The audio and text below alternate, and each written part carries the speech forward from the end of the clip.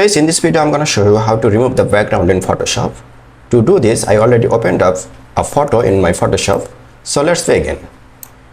First of all, we need to unlock the image from the layers panel.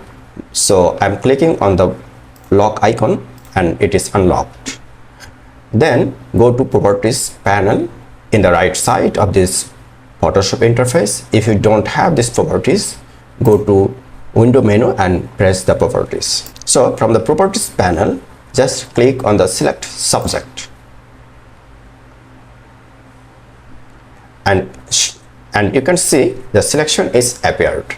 Now from the layers panel, click on the mask layer. You see the result. And at the bottom side there is something wrong with the transparency.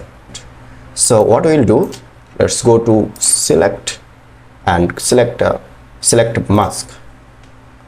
From this area you can see the transparency to see the preview from here, and from the option bar at the very top of the Photoshop interface I'll select the minus icon, then press this area and you see the remained area is disappeared.